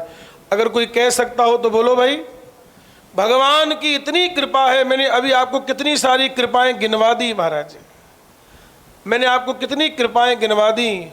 और एक बात और कहूँ, एक चीज कहना सीख लो। कोई कुछ भी कहे, जब भी कोई आपसे पूछे भैया कैसे हो, तो क्या कहना कि रघुनाथ जी की बहुत कृपा है। क्या कहना है? रघुनाथ जी की बहुत कृपा है, श्री सीताराम जी की बहुत कृपा है। ये बार बार ये बात कहोगे ना तो राम जी के हृदय पे जाके लग जाएगी। बोले हर बात में यही कहता है, चलो इस पे खूब कृपा करो भाई। ये तो हर बात में यही कहता है? हर बात में यही कहता है। क्या है? बोले राम जी की खूब कृपा है, रघुनाथ जी की खूब कृपा है महाराज, खूब कृपा है। करोड़ों मुंह से भी भगवान के उपकार कहे नहीं जा सकते। और गोस्वामी जी अगली लाइन में कहते हैं, तदपि नाथ कछु और मांगी हो दीजे परम उदार। बोले इसके बावजूद भी मैं मांगता ही रहता हूं और भगवान मुझको देते ही रहते हैं महाराज। एक बात कहें आपसे, संसार वालों के देने में और भगवान के देने में अंतर है। कैसे अंतर है? संसार वालों के देने लेने में अंतर है। संसार वाला व्यक्ति क्या कहता है? जिसको मिला है वो क्या कहेगा? संसार का व्यक्ति बोले हमें तो कुछ मिला ही नहीं है। क्या कहता है संसार का व्यक्ति? बोले मुझे तो कुछ मिला ही नहीं है। और देने वाला क्या कहता है कि मैंने तुम्हारे को क्या नहीं दिया। देने वाला कहता है कि मैंने तुमको क्या नहीं दिया, और लेने वाला कहता है कि मुझे तो कुछ मिला ही नहीं। संसार के लोग ऐसे ही हैं। कई लोग, बच्चे लोग हमारे पास आते हैं, वो क्या कहते हैं? बोले गुरुजी हमें तो कुछ मिला नहीं, पिताजी ने बड़े वाले को सब कुछ दे दिया या छोटे को दे दिया, बोले हमें तो कुछ मिला ही नहीं महाराज। तो संसार वालों के देने लेने में यही अंतर है, यही अंतर है। देने वाला कहता है मैंने क्या नहीं दिया, और लेने वाला कहता है कि मुझे तो कुछ मिला ही नहीं है। पर लेकिन भगवान के देने लेने में फर्क है। जब भगवान से कोई लेता है तो लेने वाला क्या कहता है कि रघुनाथ जी आपसे क्या नहीं मिला, रघुनाथ जी आपसे क्या नहीं मिला। और रघुनाथ जी क्या कहते हैं कि मैंने तो कुछ दिया ही नहीं है महाराज, मैंने तो कुछ दिया ही नहीं है महाराज। जो संपत्ति शिव रावण ही दीन दिए दस माथ, सोई संपदा विभीषण ही सकुच दीन रघु। एक संकोच में दे रहे हैं। अब विचार करो, जिस संपत्ति को रावण ने कैसे पाया था, एक गला काट काट के चढ़ाया महाराज। जो संपत्ति शिव रावण ही दीन दिए दस माथ, सिर काट करके चढ़ाने पड़े महाराज। तब जाकर के कुछ मिला, लंका मिली और ये सब लंका का राज्य मिला और इतना वैभव मिला। लेकिन उसी वैभव को राम जी जब विभीषण जी को दे रहे हैं तो कैसे दे रहे हैं? इतने संकोच में दे रहे हैं कि मुझे तो और बहुत कुछ देना चाहिए, मैं तो कुछ भी नहीं दे रहा महाराज। सोई संपदा विभीषण ही सकुच दीन रघुनाथ। हमारे महाराज जी एक दोहा सुनाया करते थे, बोले कहा विभीषण ले मिल्यो, कहा विभीषण ले मिल्यो, लंक मिली बख्शीश, सीतापति रघुनाथ को तनिक नवायो शीश। थोड़ा सा सिर क्या झुका दिया, बख्शीश में क्या मिल गया? लंका का राज्य मिल गया महाराज। आहा, ये है राम जी देने वाले। इतना देते हैं, इतना देते हैं, तब भी कहते कि मैंने कुछ अपने भक्त के लिए दिया ही नहीं है महाराज। तो कोटिहु मुख कही जात न प्रभु के, एक एक उपकार। आज एक बात कहूं आपसे, आज मेरे कहने से करना, मेरी इतनी सी बात मानना। आज रात्रि को जब अपने बिस्तर पर सोने के लिए जाओ तो 10 मिनट ये याद करना कि रघुनाथ जी ने हम पर कौन कौन सी कृपा करी है महाराज। तब आपको समझ में आएगा रघुनाथ जी की कितनी कृपा है महाराज। आज करके देखना, याद करके देखना मेरे कहने से। जब रात को बिस्तर पर सोने के लिए जाओ, जब लेट जाओ, तब आंखें बंद करके याद करना, ये याद करना कि रघुनाथ जी ने मेरे ऊपर कौन कौन सी कृपा करी है महाराज। तब आपको समझ में आएगा। और उसके बाद गोस्वामी जी क्या कह रहे हैं? तदपि नाथ कछु और मांगी हो, दीजे परम उदार। इसके बावजूद मैं कुछ और भी मांगता हूं तो रघुनाथ जी तुरंत दे देते हैं, मेरी बात को रख लेते हैं हमारे। भैया भगवान की बहुत कृपा है, बहुत कृपा है, बहुत कृपा है। हमेशा भगवान की कृपा की ही छाया में रहो, हमेशा भगवान की कृपा की छाया में रहो। मुख में हो राम नाम, राम सेवा हाथ में। पहले इतनी शर्त तो पूरी करो। क्यों भाई, भजन तो सबको याद है, सीताराम सीताराम सीताराम कहिए, जाई विधि राखे राम ताई विधि। अच्छा, एक जगह क्या हुआ सुनिए, यही भजन हो रहा था, सीताराम सीताराम सीताराम कहिए, जाई विधि राखे राम ताई विधि रहिए। तो नीचे एक श्रोता ने अपने बगल वाले श्रोता से कही, कौनी मार करके सुनो। बोले अब कर भी क्या सकते हैं, रहना ही पड़ेगा, मजबूरी है। जाई विधि राखे राम ताई विधि, बोले तो रहना ही पड़ेगा, मजबूरी है। तो उस बगल वाले श्रोता ने इतनी अच्छी बात कही, बोले जब रहना ही उनके हिसाब से है तो फिर मुंह बना के क्यों रहते हो, प्रसन्नता से रहो ना कम से कम। फिर जब उनके हिसाब से ही रहना है तो फिर मुंह क्यों बना रहे हो, फिर तो प्रसन्नता से तो रहो। जब उनके हिसाब से ही चलना है सब कुछ, तो फिर तुम काहे मुंह बना रहे हो अपना, क्यों परेशान हो रहे हो? जब रहना ही है तो फिर प्रसन्नता से तो रहो कम से कम। इसलिए मुख में हो राम नाम, राम सेवा। पहले ये 2 शर्तें पूरी करो, पहले ये 2 शर्त पूरी करो। राम जी का स्मरण करो, राम जी के भक्तों की संतों की सेवा करो, तब क्या होगा?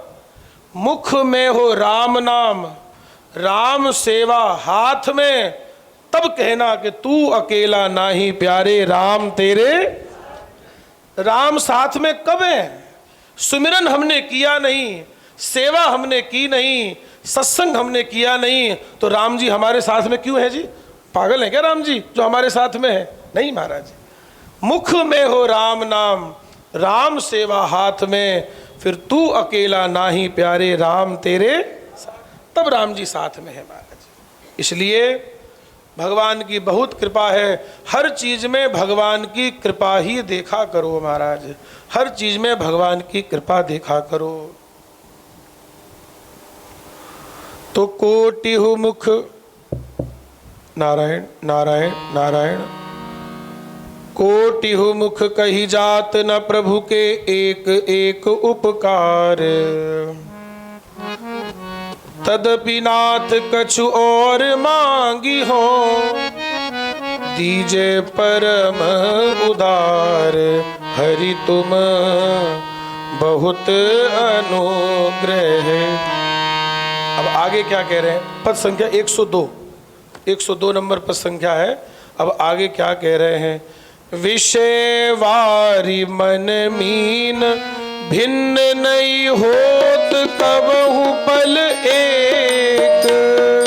विषय वारी मन मीन भिन्न होत कबहु पल।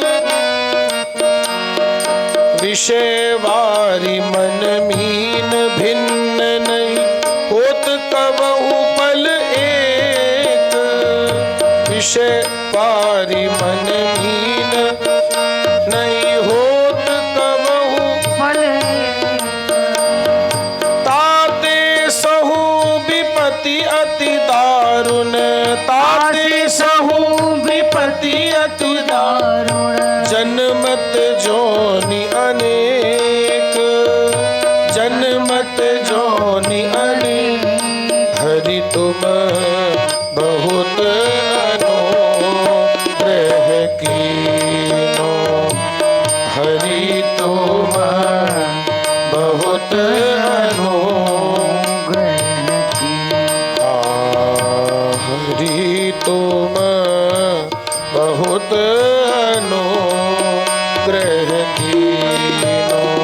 ओ हरि तुम बहुत अनुग्रह। देखो एक बात कहें, अपने हृदय की बात राम जी से सही सही कह देनी चाहिए। हालांकि वो जानते हैं, उनसे कुछ छिपा हुआ थोड़ा ही है, लेकिन फिर भी अपने हृदय की बात उनसे थोड़ा कह दिया करो, प्रार्थना कर दिया करो। अब गोस्वामी जी आगे क्या कह रहे हैं? विषय वारी मन मीन। प्रभु एक काम गड़बड़ हो गया है। क्या हो गया है? कि मेरी मन रूपी मछली विषयों के जल में पड़ी हुई है महाराज। और ये विषय का चिंतन बड़ा खराब है महाराज।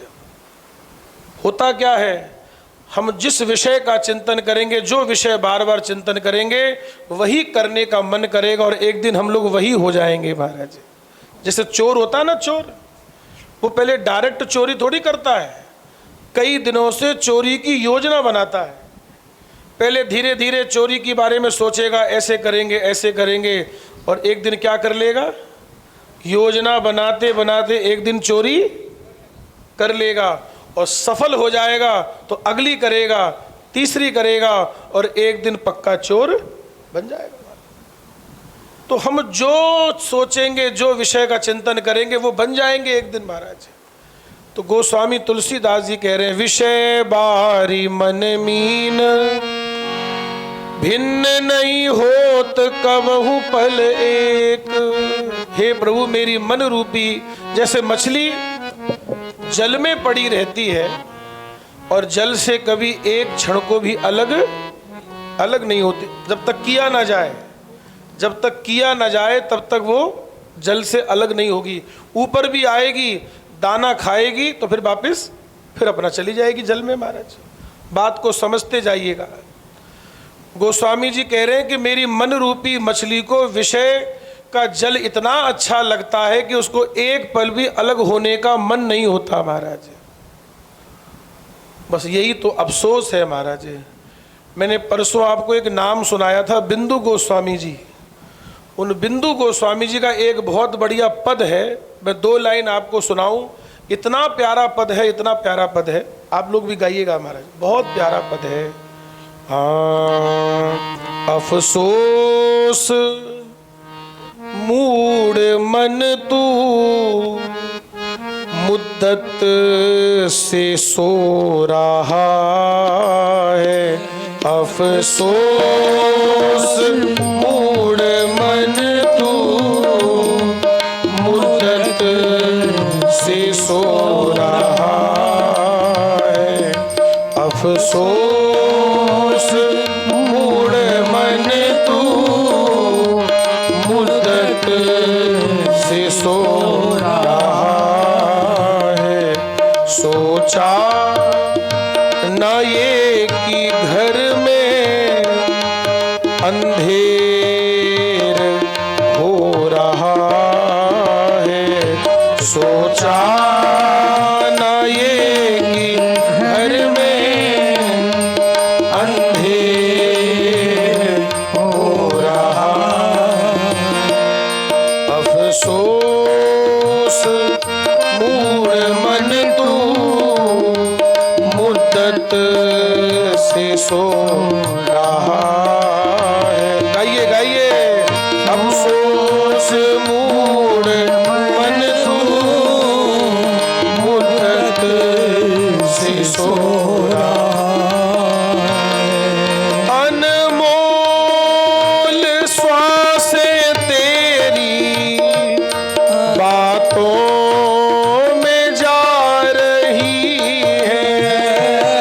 अनमोल श्वास तेरी बातों में जा रही है। अनमोल श्वास तेरी बातों में जा रही है। अनमोल श्वास तेरी बातों में जा रही है। रत्नों को छोड़ कंकड़ और कांच ढो रहा है। रत्नों को छोड़ कंकड़ और कांच ढो रहा है। अफसोस मूड मन तू मुद्दत से सो रहा है। अफसोस मूढ़ मन तू मुद्दत से सो रहा है। संसार सिंधु से तू क्या खाक पार होगा। संसार सिंधु से तू क्या खाक पार होगा। ओ संसार सिंधु से तू क्या खाक पार होगा। संसार सिंधु से तू क्या खाक पार तो विषयों के गंदे जल में नौका डुबो रहा है। विषयों के गंदे जल में नौका डुबो रहा है। अफसोस मूड मन तू मुद्दत से सो रहा है। अफसोस मूढ़ मन तू मुद्दत से सो रहा है। ओ मुद्दत से सो रहा है। मुद्दत से सो रहा। बिंदु जी कह रहे हैं संसार सिंधु सेतु क्या खाक पार होगा। विषयों के गंदे जल में नौका डुबो रहा है। अफसोस मूड मंतु मुद्दत से सो रहा है। तो यही बात तो गोस्वामी जी कह रहे हैं कि हे प्रभु, मेरी मन रूपी मछली को विषयों का जल इतना अच्छा लगता है, इतना अच्छा लगता है कि उनसे एक पल भी ये अलग अलग नहीं होना चाहता। मेरी मन रूपी मछली विषयों के जल से अलग नहीं होना चाहती। इसलिए हे प्रभु, इसी कारण से मैं दुख सहन बहुत विपत्ति में हूँ महाराज। ताते सहूं विपत्ति अति दारुण, जनमत जोनी अनेक। अब प्रश्न ये है कि विपत्ति है क्या? भैया सुनो, 2-4 लाख का नुकसान हो जाए वो विपत्ति है क्या? विपत्ति किसको माना जाए? बोले सबसे बड़ी हानि क्या है, सबसे बड़ी विपत्ति क्या है?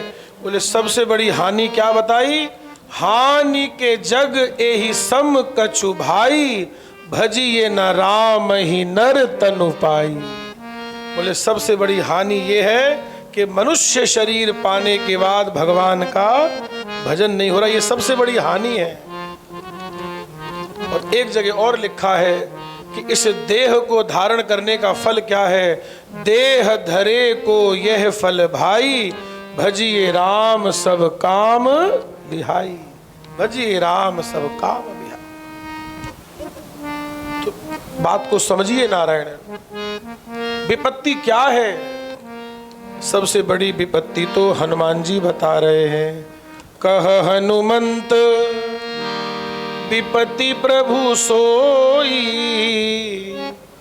कह हनुमंत विपत्ति सोई, जब तब सुमिरन भजन न होई, जब तब सुमिरन भजन न हो।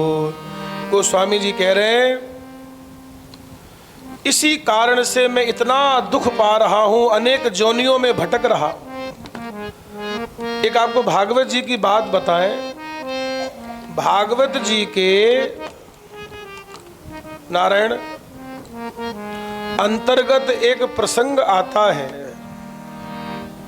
ऋषभदेव भगवान, पंचम स्कंद की बात है महाराज। भागवत जी के पंचम स्कंद में भगवान ऋषभदेव जी का प्राकट्य हुआ तो उनके 100 पुत्र हुए ऋषभदेव जी के, जिसमें से 100 में से 81 तो हो गए कर्मकांडी ब्राह्मण, और 9 हो गए नवद्वीपों के अधिपति, और 9 हो गए नवयोगेश्वर, और अंत में एक बचे जिनका नाम था भरत जी महाराज।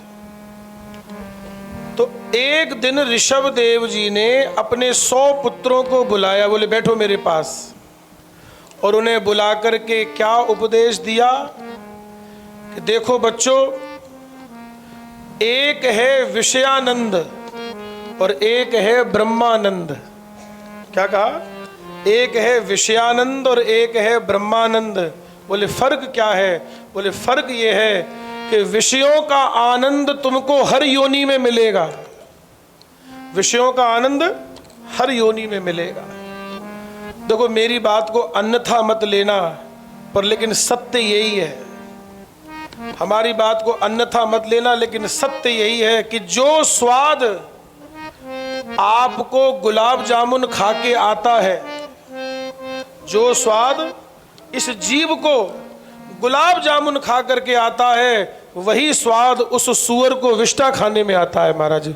उसको उसमें वही स्वाद मिल रहा है महाराज, उसको उसमें वही स्वाद है। जैसे नाली का कीड़ा है ना, आप कभी देखना, नाली के कीड़े को आप चिमटी से पकड़ के बाहर कर दो और थोड़ी देर बाद देखना कहाँ मिलेगा? नाली में ही मिलेगा, क्योंकि उसको वहीं सुख मिल रहा है। तो श्री ऋषभदेव जी ने अपने सब पुत्रों से कहा कि विषयों का आनंद तो तुमको हर योनि में मिलेगा, चाहे पशु की योनि में रहोगे, चाहे कीट पतंगे की योनि में रहोगे, वहां तुम्हें विषयों का सुख मिलेगा, पर ब्रह्मानंद केवल और केवल मनुष्य योनि में ही प्राप्त होगा महाराज। अब इसको प्राप्त कर लो महाराज। पर लेकिन ये मन रूपी मछली, गोस्वामी जी क्या कह रहे हैं? हे प्रभु, मेरी मन रूपी मछली विषयों के गंदे जल में पड़ी हुई है। प्रभु एक पल भी दूर नहीं होना चाहती, इससे मैं बहुत विपत्ति में पड़ा हुआ हूँ महाराज जी।